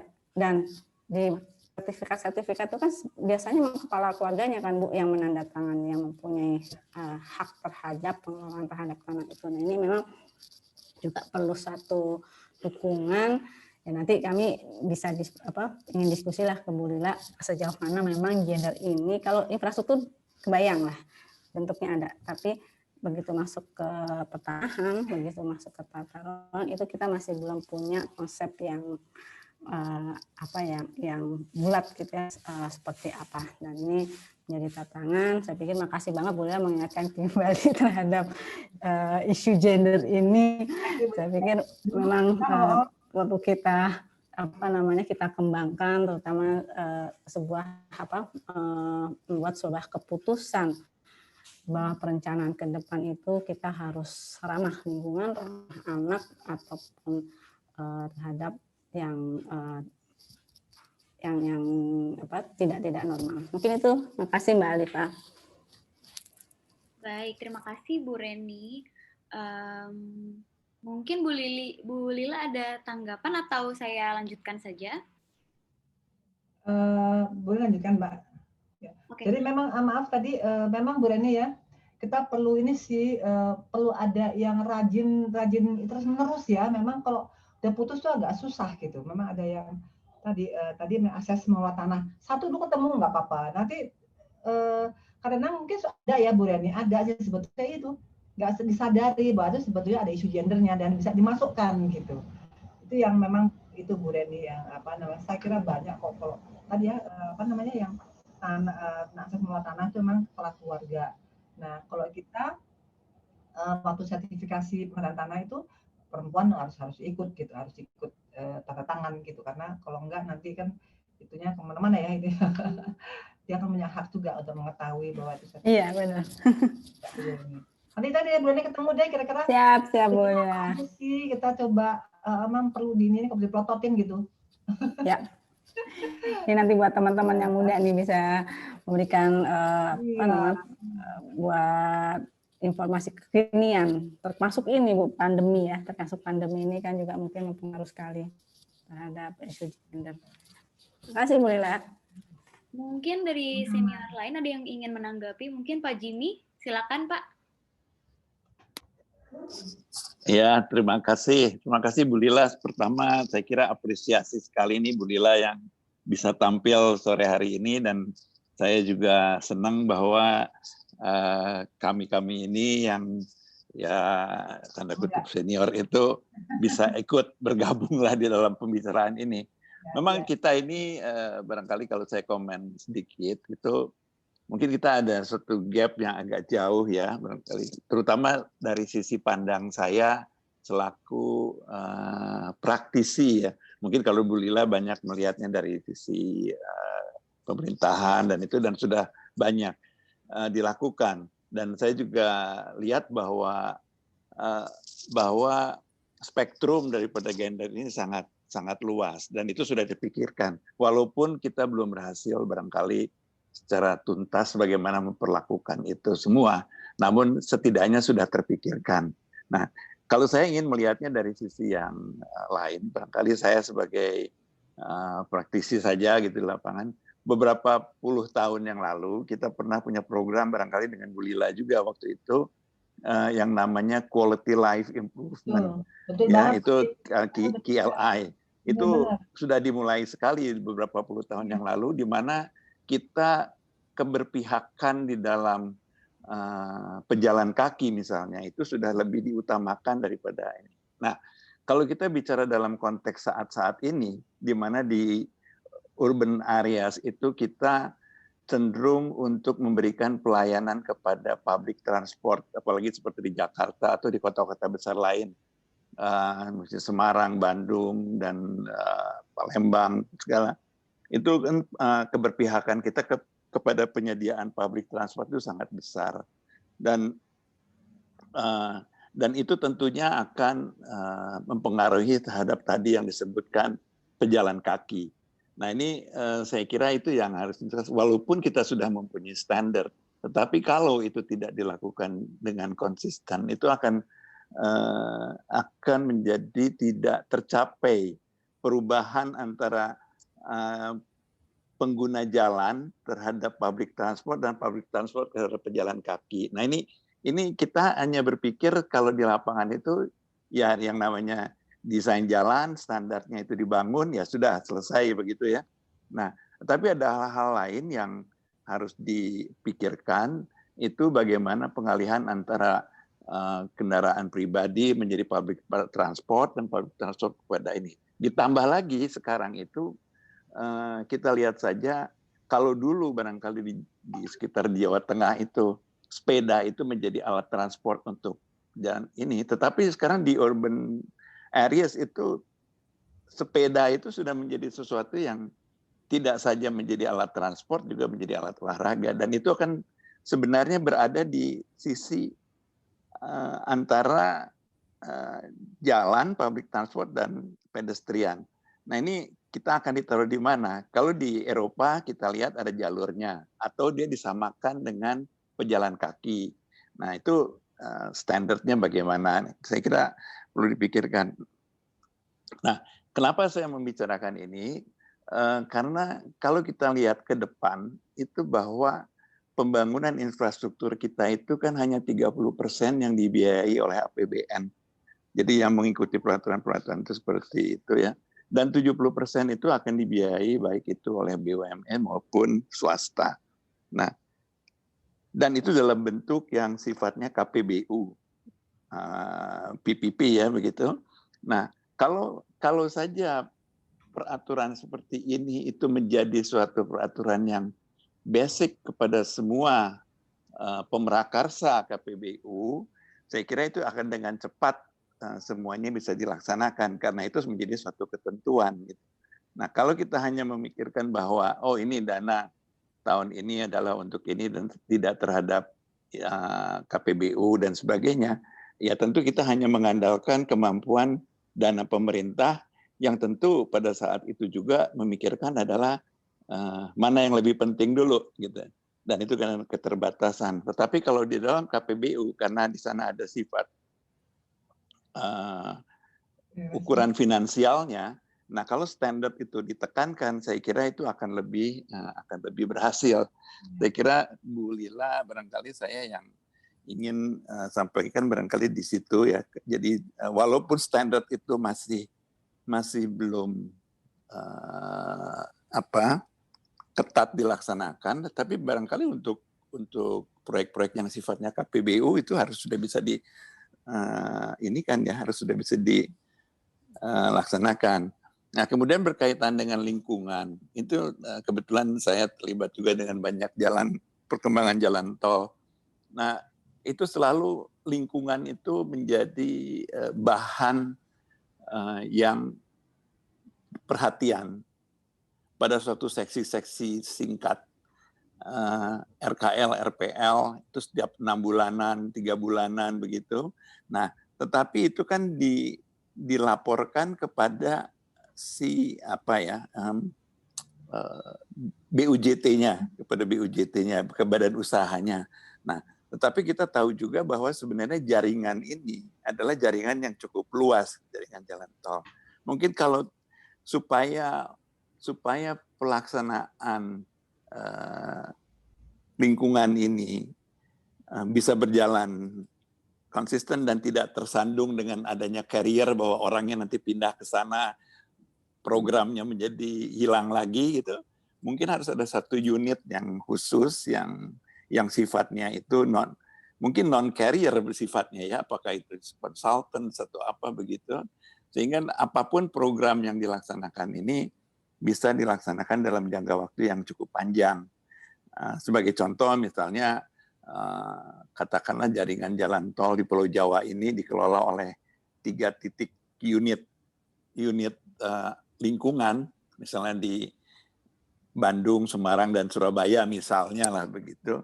Dan semua mereka melihat apa jaringan yang harus dilakukan di dalam pengelolaan lingkungan jaringan jalan tol itu. Jadi bukan sekedar hanya peraturan 6 bulanan saja, tetapi orangnya bisa berganti-ganti. Sehingga saya khawatir perjalanannya pemantauan lingkungan itu tidak berjalan sempurna. Saya kira itu saja komentar saya. Mungkin saya bisa share, ya saya sharing lah sedikit begitu ya. Terima kasih, Bu.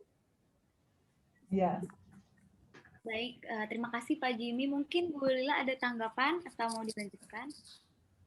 Ya, saya kira betul sekali Pak Jimmy tadi mengenai KPBU itu ya. Memang saya sama teman-teman itu bilang ya, kita nih kayaknya kurang sosialisasi ke tadi itu ke mana? Ke si pelaksana ya, ke pelaksana. Karena kan mereka lebih bebas ya, lebih bebas untuk bisa mengakomodasi semua standar-standar perencanaan. Tapi itu tergantung dari yang masih kadang ini idenya sekarang ya, tapi kadang bisa proses itu sebetulnya. Tergantung juga siapa yang mau mendengarkan. Iya, saya begini, mungkin saya potong sebentar ya Bu Lila, maaf.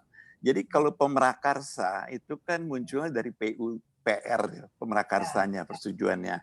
Tetapi pada waktu dia financial close, yang urusan uang-uangnya, itu kan ada di Bappenas. Nah ini intinya sebetulnya pada waktu kita memasukkan soal bicara uang, itu kan sudah lain dengan apa yang dilakukan oleh pada waktu pemrakarsa itu dilakukan. Nah justru pada saat kita misalnya, oke, Anda diberikan kesempatan 40 tahun mengelola jalan ini, harus membuat rest area, harus membuat ini, harus ini. Nah, hal-hal yang berkaitan dengan tadi, standar itu tadi harus sudah dipastikan masuk, Bu. Itu yang saya kira ini masih kurang nyantol lah begitu.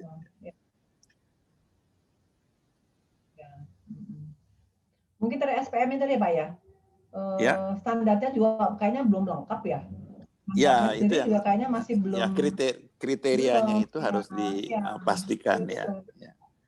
Betul. Kayak tadi rest area kita kan gitu mana menilai ya harus gini. Nah di SPM-nya sendiri nggak begitu gitu kan. Jadi itu kan akan terkait dengan dia ya apa namanya biaya investasi dia gitu. Ya pasti terkait ya.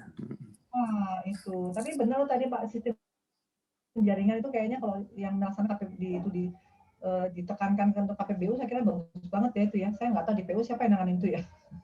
Mungkin di ini ya, mungkin kita kan sekarang ada Dirjen Pembiayaan Infrastruktur ya. Itu, tapi ini dari mereka sendiri masih baru terpikirkan tentang bagaimana membiayai perumahan sih. Tapi infrastrukturnya sendiri yang lain tuh kayaknya belum. Iya. Mungkin itu juga bisa Pak. Seperti itu Pak Jimmy. Karena saya Dirjennya kan Pak Heritage itu. Iya, Heritage. Sekretarisnya ya. Iya.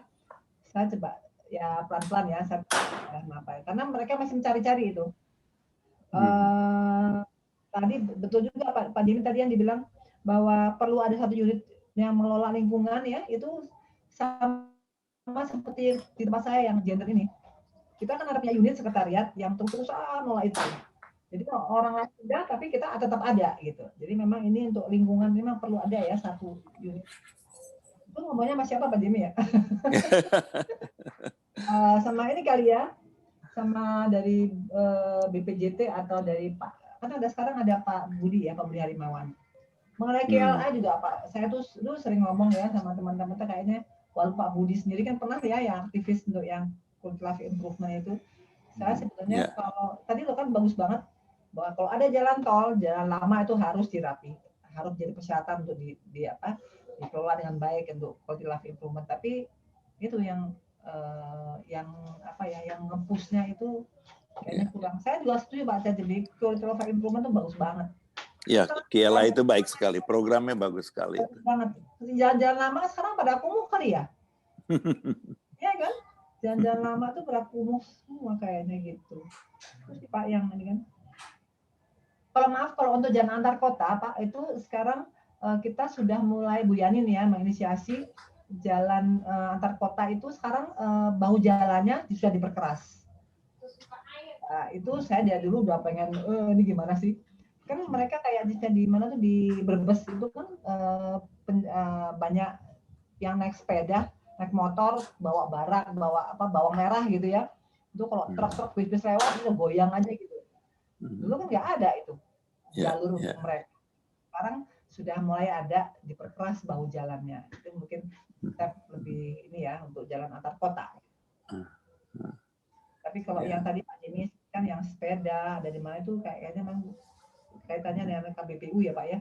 Iya. Itu mungkin Pak Jimmy ya. Ya, terima kasih. Oke, baik. Terima kasih Pak Jimmy. Mungkin ada lagi yang ingin memberikan tanggapan atau ingin memberikan pertanyaan? Mungkin dari pengurus IAP, Kak Rais, mungkin ingin memberikan pertanyaan atau tanggapan? Ya, terima kasih Mbak Alifa. Sekali lagi apresiasi yang luar biasa nih buat Bu Lila selaku penggiat pengarus utamaan gender yang saya pikir ini sesuatu hal yang penting tapi belum jadi fokus ya Bu untuk teman-teman planner saat ini. Tadi juga sudah di-highlight sama Pak Jimmy, saya ingin menggarisbawahi lagi soal gap yang memang ada ya. Biar bagaimanapun saya pikir kan penggiat pengarus utamaan gender ini pasti akan lebih banyak dari pihak wanita ya Bu. Belum banyak daerah maupun laki-laki yang memikirkan hal-hal ini, terutama yang terkait sama tadi ya ruang-ruang publik ramah anak, ramah disabilitas gitu-gitu. Biasanya wanita ini lebih kepikiran daripada para pria nih Bu. Nah, Jadi saya mau meng-highlight Bu, sebetulnya kalau dari kacamata kami memang kita melihat adanya satu pasti gap soal pengetahuan ya Bu. Kedua ada gap juga soal kapasitas. Ketiga gap pada saat proses diskusi mungkin ya, karena memang momen-momen untuk mensuarakan pengarus utamaan gender ini ke dalam produk-produk perencanaan infrastruktur maupun yang lainnya, saya pikir sudah semakin banyak ya di masa yang sekarang serba digital ataupun memang di proses perencanaan yang saat ini banyak sekali proses diskusi, musrembang dan lain-lain. Nah, saya tertarik sedikit Bu mendalami atau mungkin Bu Lila bisa cerita bagaimana pengalaman Ibu kalau melihat daerah ya, karena kan ini sebetulnya bagus juga tidak hanya di pusat tapi teman-teman di daerah menjadi ujung tombak.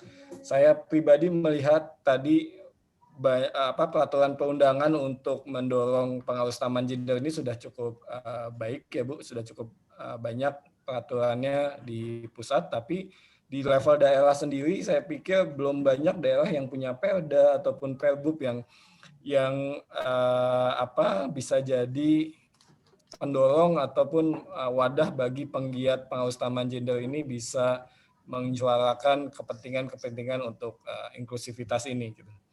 Nah, saya pengen menggali sedikit lebih jauh lagi Bu. Mungkin Ibu bisa cerita pengalaman Ibu di daerah-daerah tadi. Mungkin sudah ada daerah yang memang concern, ada juga daerah-daerah yang mungkin masih buta sama sekali Bu, atau gimana tadi terkait gap-gap yang tadi saya coba angkat. Boleh Bu Lila sedikit sharing lagi Bu? Ya. Terima kasih Mas. Jadi gini nih pengalaman dengan Pak Jimmy nih. Pak Jimmy, kita nih selama di Bina Marga nih kan banyak loan ya. Dan itu kita banyak belajar ya, sebetulnya banyak sekali yang tadi kayak QLI. QLI itu adalah bagaimana begitu ada jalan tol, dari lender itu mempersyaratkan supaya jalan lama itu harus diperbaiki, lampu jalan, kemudian penyeberangan ya, terus tanam pohon-pohon ya, gitu ya Pak Jimmy ya. Nah, ini juga larap ya, itu kan belajar dari luar gitu. Nah, kita sekarang ini di Pemda juga, di PU ini sekarang ada namanya Pusat Fasilitasi Jalan Daerah. Nah, ada nih cukup berhasil Pak, itu terkait dengan program-program di kawasan pariwisata nasional, PKSN. Ada Probolinggo, kemudian ada Babel, ada 15 kabupaten kota ya. Itu kita fasilitasi untuk bagaimana supaya mereka membuat rencana aksi yang responsi gender, kita namanya JESI ya, Gender Equality and Social Inclusion, dan CSI itu apa? Civil Society Engagement. Itu cukup berhasil, tapi karena ada yang monitor terus Pak. Jadi si lender ini, si Kak Kiat ini ada timnya, namanya dari PIC-nya ini yang Pak Hatta ada di situ Pak. Itu monitor terus dia. Kamu begini nih, SKB ini yang begini nih gitu. Itu kita coba memasukkan di situ peraturan-peraturan di pusat ini untuk diterapkan di daerah. Gitu. Dan contohnya di jalan ini kita nih punya namanya dulu FLLAJ, Forum Lalu Lintas Angkutan Jalan. Nggak jalan itu forum yang harusnya merupakan tempat di mana masyarakat bisa mengadu ya, apa sih namanya sih, menyampaikan saran-saran permasalahannya gitu kan, saran-sarannya apa gitu. Nah ini sekarang di 15 kabupaten kota itu sudah dibentuk forum lalu lintas angkutan jalan, luar biasa loh Pak. Itu terdiri dari 50% ASN dan 50% dari non ASN. Ada penyandang disabilitasnya, ada dari perguruan tinggi gitu ya. Terus ada dari ulama, dan mereka ada kantornya gitu. Ada kantornya. Nah, waktu di NTB itu mereka itu diberikan dana oleh pemerintah Australia untuk menyusun rencana aksi. Jadi rencana aksi dan dananya dari mereka gitu. Jadi mereka itu benar-benar membuat saran-saran kepada pemerintah daerah untuk yang akhirnya saran-saran itu banyak dimasukkan ke dalam peraturan daerah gitu. Ini kelihatannya ini masih baru terkait dengan air minum dan jalan yang tadi saya kira itu sangat bagus karena kan gini, kayak penyandang disabilitas tuh dia nanti kalau yang di ini yang ada di KSPN itu penyandang disabilitas itu contohnya yang udah jalan bagus yang di NTB itu mereka mengusulkan apa saja menjadi kesulitan mereka dan itu sudah masuk di dalam dokumen-dokumen lelang gitu. Itu malah kita ketinggalan loh Pak, pusat ketinggalan kan kita. Bagaimana supaya anak tidak boleh ada di tempat kerja gitu. Bagaimana kalau dari Australia malah ketat sekali, tidak boleh membeli material yang pada supplier yang mempekerjakan anak. Nah seperti itu, cukup keras gitu. Dan memberikan upah yang sama kepada perempuan dan laki-laki sesuai dengan kapasitasnya, dengan pekerjaan yang sama. Dan kita yang di tim saya dan Bu Ineke itu juga mensosialisasikan tentang peraturan-peraturan yang terkait dengan jalan terutama ya. Dan di situ ada dari pariwisata, ada dari PP dan PA dan dinas PP dan PA, kemudian dari dinas perhubungan. Jadi itu multisektor. Bagus banget sih itu, saya pikir itu cukup berhasil. Nah, cuman saya usul nih, itu kan pariwisata. Tadinya Bu Reni nih, kan kita zoning regulation itu kita sama kayaknya fisik aja ya. Nah, sekarang kalau di pariwisata, kemarin soalnya saya tertarik karena ada dari Sumatera Barat, itu lokasi jalan yang kita bikin tuh di tepi pantai gitu, pemandangannya bagus banget.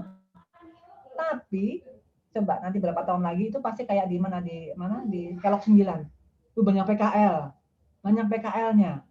Terus sementara orang-orang luar itu, orang bule-bule itu dia kalau motret, nih Pak Gunawan ya, kalau motret tuh dia nggak mau ada gangguan. Motret rumah saya waktu pernah sama suami teman saya, motret rumah Batak, dia marah-marah, kenapa sih itu kabelnya di mana-mana, jadi nggak bisa motret ya gitu, kayak gitu-gitu. Ada tiang lah, ada pohon lah, tutupan. Nah, terus saya pikir zoning regulation kita ini kayaknya belum sampai kepada visual ya. Mengganggu visual ini kayaknya kan penting banget kalau buat pariwisata gitu.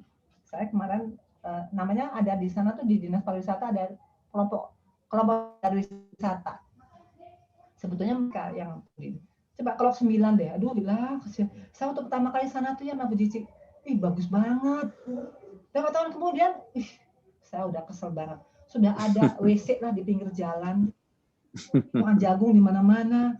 Jadi fokus saya nggak ke pemandangan lagi, fokusnya ya, nyebelin banget ini gitu. Jadi itu mungkin kalau zoning regulation ini saya usul sih, kita harus sudah mulai ke visual lah gitu. Kita kan mau jualan di pariwisata, jualan objek ya, wisata. Dan lomba waktu juga ajak dan bertobat, sebel banget yang motret-motret ini apa sih, ada tiang, ada apa. Saya baru sadar, makanya saya pikir iya juga benar. Dia Tengger, kayak mana di Bromo. Itu kalau pagi-pagi bagus pagi. Tapi itu namanya apa? BTS ya? Apa sih tiang-tiang itu tuh? Ya, BTS. BTS. Banyak banget. Ini gimana kita motret tiang-tiang gitu, ganggu sekali gitu. Itu sih sebetulnya kayaknya kita sudah mulai bergerak ke sana harusnya nih, zoning regulation ya. Itu aja sih mungkin Pak Jimmy. Jadi memang kalau ada loan ini kita banyak banget belajar karena ada yang nge-push gitu. Kalau sama ini kalau APBN kayaknya nggak ada nge-push ya. Iya. Pak. Itu aja sih pendapat saya. Baik, terima kasih Bu Lila. Mungkin kalau misalnya ada yang ingin menambahkan lagi untuk berdiskusi atau memberikan tanggapan dari senior-senior boleh, dari yang lainnya juga boleh. Pak Guntur. Silakan. Ya, Pak Gunawan nih harus memberikan ya sedikit. boleh. Dari Saya belum senior, saya masih junior kok. Saya tertarik tadi disebut-sebut soal fotografi segala macam. Memang betul, saya sudah menekuni fotografi sejak tahun 1976 sampai sekarang non-stop ya. Memang dulu pemandangan itu, visual perkotaan itu memang lebih menarik. Kalau sekarang sudah ada jalan layang, kemudian ada LRT, ya, dan macam-macam yang membuat akhirnya pemandangan kota itu berubah total. Ya, saya setuju tadi dengan Bu Lila. Saya sudah ke Kelok 9 juga demikian, banyak kaki 5 dan itu betul, memang merusak pemandangan ya. Walaupun di bidang fotografi ada yang namanya digital imaging, itu bisa dihilangkan sebetulnya pakai software atau Photoshop, tapi kan tidak real. Kita pengen yang real apa adanya. Dan nampaknya memang saya baru pulang dari Makassar dan Batam, proyek BRT, PT SKPindo ini juga melihat ke depan, nampaknya memang kita harus lebih menekuni soal gender ini ya. Jadi untuk yang disabilitas, kemudian yang menggunakan angkutan umum, saya lihat itu Makassar sudah sangat padat, kemudian juga angkutan umumnya belum berkembang dengan baik. Nampaknya ke arah ke sana itu dengan paparan sore ini sangat bermanfaat. Ya, kita memperhatikan soal yang tunanetra, yang gender dan sebagainya. Juga di Batam, saya juga mengamati, waduh masih jauh sekali. Padahal 30 menit dari Batam, Singapura sudah sangat maju. Ya, tadi yang disampaikan contoh trotoar dan sebagainya. Di kita, ini saya mengamati di Pematang Siantar, masih banyak trotoar yang sangat berbahaya. Ya. Kemudian juga di Kalimantan Timur, yang paling ekstrim di Cianjur, waktu kejadian hujan deras, ibu dan anaknya kejeblos dan meninggal di trotoar itu yang berlubang itu ya. Jadi jangankan untuk jalur tunanetra, untuk disabilitas, untuk yang orang normal saja itu masih banyak yang berlubang ya. Jadi ini yang saya ada foto-fotonya, nanti kalau saya tampil saya tunjukkan ya. Jadi kita aja jangan terlalu yang tinggi-tinggi, yang paling dasar aja itu masih jauh banget. Ya ini kenapa demikian? Kemungkinan besar kepedulian Bapak Wali Kota, Bapak Bupati itu sangat kurang ya. Kecuali mungkin Bu Risma itu yang sangat peduli.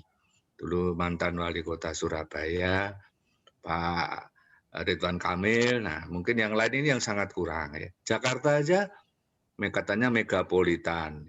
Jalan Pemuda itu di seberang jalan kampus IKIP Jakarta, UNJ, itu juga baru saja trotoarisasi yang ada jalur untuk tunanetra. Belum lama, mungkin 2 tahun terakhir. Jadi sekian lama itu tidak ada ya, dan masih banjir.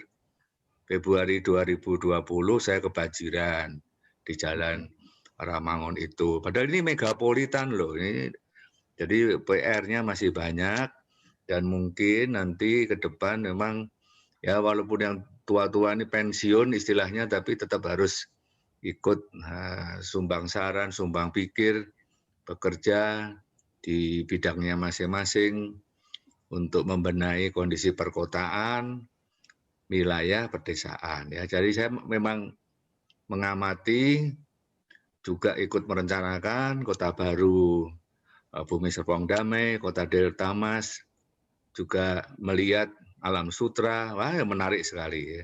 Kita melihat pembandingan dengan Bandung, Pekanbaru, Makassar, Semarang, Jakarta pun juga bagian utara sudah mulai tenggelam ya. Ada filmnya itu sangat memprihatinkan. Jadi PR-nya banyak ini, apalagi dengan gender ini. Kalau kita lihat bagaimana orang yang cacat mau naik busway, kesusahan itu, kesulitan itu ya. Kecuali yang ada lift-nya, kecuali yang ada jalur khusus. Tapi yang tidak ada kan susah. Kemudian satu terakhir aja untuk Bu atau Mbak aja lah, Mbak Lila. Nah, tadi sudah disediakan tapi nggak dipakai. Ada satu kalimat yang menarik. Maksudnya jalur untuk ini tadi itu disabilitas sudah disediakan tapi nggak dipakai. Lah, pertanyaan berikutnya dari saya, yang memakai itu disabilitas kan jumlahnya juga tidak banyak, ya, jumlahnya kan sedikit, tapi tidak berarti tidak disediakan. Ya, saya melihat sendiri mungkin hanya 1-2 orang yang lewat di depan Jalan Pemuda itu yang memang harus memerlukan jalur disabilitas tunanetra. Ya. Tapi memang kalau tidak ada mereka kesulitan. Dan yang paling gawat lagi, saya di Semarang kalau nggak salah, kota Semarang, jalur tersebut menabrak pohon. Nah, gimana ini? Ada pohon besar, ada jalurnya tunanetra ini yang trotoar dipasang itunya keramiknya beda, tapi tidak menerus. Apakah dengan demikian yang bersangkutan nabrak pohon besar? Nah, ini yang kita mungkin masih sangat kurang. Mungkin harus ada ini ya, tim pengawas kali ya, nah, yang membangun pedestrian ini di kota manapun nanti ada tim pengawas. Seperti taman bermain anak-anak itu juga ada tim pengawasnya. Yang saya tahu teman saya Pak Rino itu juga dengan asistennya mengawasi ruang terbuka anak-anak, ruang terbuka bermain anak-anak seluruh Indonesia. Mungkin juga harus ada nih ke depan, saya usul untuk masalah gender dan disabilitas juga mulai ada tim pengawas atau konsultannya yang menilai seluruh kota-kota besar, kota kecil, kemudian memberi presentasi penilaian kepada PU, kepada Bappenas, supaya mendapat perhatian. Jangan sampai peristiwa Cianjur, ibu dan bayinya yang kejeblos dan meninggal itu terulang lagi. Itu kalau di luar negeri bisa menuntut pemerintah itu. Sayangnya di sini tidak ada ganti ruginya. Itu saja Pak yang Bapak dan Ibu, Mbak dan Adik yang bisa saya sampaikan di forum ini. Terima kasih juga Mbak Lila yang saya bujuk berkali-kali supaya tampil, ternyata relevan dengan proyek yang saya kerjakan sekarang ini ya. Awalnya Bu Lila nggak mau tampil, tapi setelah saya bujuk berkali-kali, akhirnya mau tampil. Wah, senang sekali saya. Apalagi sudah dapat PPT-nya. Terima kasih. Terima kasih Pak Gunawan. Mungkin dari Ibu Lila ada tanggapan dan mungkin karena waktu juga, jadi mungkin kita langsung wrap up aja. Jika boleh ada closing statement juga, silakan Bu Lila. Ya, saya kira kita nih harus terus berinovasi sih sebetulnya ya. Mana masih kurang gitu ya, itu kayaknya kita terus tingkatkan gitu, terutama tadi dari perencanaan sih sebetulnya. Karena mohon maaf, kalau kita rapat-rapat di kementerian memang belum bagian perencanaan itu masih belum masuk, baru ke sektor-sektor aja ya, sektor-sektor pelaksana. Tapi saya kira payungnya itu harusnya dari mulai perencanaan. Dan jangan menganggap tadi gini, apa namanya? Mengapa disabilitas itu tidak banyak? Karena contohnya pernah waktu saya ada rapat di ASEAN, mereka itu di Jepang itu ada kalau disabilitas itu mau ke sesuatu tempat ada informasinya. Saya mau ke sana nih, saya nyaman nggak? Nah, itu tadi yang disebutkan oleh Pak Gun.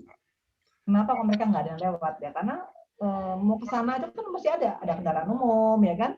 Ada jadi dari mulai titik A ke titik B itu mesti nyaman terus. Nah, kita kan enggak. Jadi makanya disabilitas enggak ada. Jadi kita sekarang sudah mulai moga-moga sih tambah banyak nih yang berpikir untuk perencanaan ya dan tingkat perencanaan dari tata ruang wilayah, kota maupun sampai dengan tingkat pelaksana. Dan Pak Jimmy, terima kasih juga sudah mulai sharing dan juga fotografer nih penting banget nih, fotografer dong protes dong itu kan perlu ada view untuk zoning regulation yang lebih tepat untuk view juga gitu. Makasih. Assalamualaikum warahmatullahi wabarakatuh. Waalaikumsalam warahmatullahi wabarakatuh. Oke, terima kasih Bu Lila. Mungkin karena waktu sudah menunjukkan pukul 17.22, Terima kasih kami ucapkan kepada Bu Lila dan juga kepada senior-senior dan juga partisipan lain yang telah hadir pada hari ini. Semoga apa yang kita lakukan pada hari ini yang didiskusikan dan juga di-sharing oleh Bu Lila dapat bermanfaat dan juga dapat memberikan inspirasi dan pandangan-pandangan baru untuk kita semua, karena diharapkan 1 jam bersama senior planner ini bisa memberikan banyak pengetahuan baru juga. Terima kasih dan mohon maaf jika ada kesalahan kata-kata dari saya. Wassalamualaikum warahmatullahi wabarakatuh. Sampai jumpa di 1 jam bersama senior planner selanjutnya. Terima kasih. Terima kasih banyak. Terima kasih. Terima kasih. Pak Jimmy. Ayo, Bu terima Lila, kasih. Jimmy. Ya, salam. Itu Oi, Pak Pak Dwi. Gun. Ya, Pak Jimmy. Sehat selalu semua. Pak Rais. Lagi dia ngobrol-ngobrol. Ya, Nah. ya itu KLI kita udah 30 tahun mesti gitu-gitu aja. Bener. Saya udah bilang sama Pak Danis, udah bilang sama Pak Budi, belum. 30 tahun, Keren banget. Sekarang Pak Jimmy, Pak Gunawan, nanti teman-teman senior planner juga ada yang mungkin mau didiskusikan terkait rencana kami, Bu, di ulang tahun IAP ke-50. Mungkin Boleh, nanti boleh. Mas Miftah ya, sebetulnya di sini ada ketua senior planners-nya, Bu, Mas Miftah Nur Alim. Kita berencana bikin semacam dokumentasi lah kiprah senior planners ini di 50 tahun ke belakang. Nanti mungkin detailnya lebih lanjut masih dalam pembahasan, cuman kita mohon bantuan teman-teman senior nih untuk lebih membantu kami mendokumentasikan. Ya. Oke. Siap. Ayo, terima kasih. Selamat sore ya. Terima kasih ya, Pak Jimmy. Ya, sama-sama, Pak. Maju planners ya. Semangat. Izin, Li.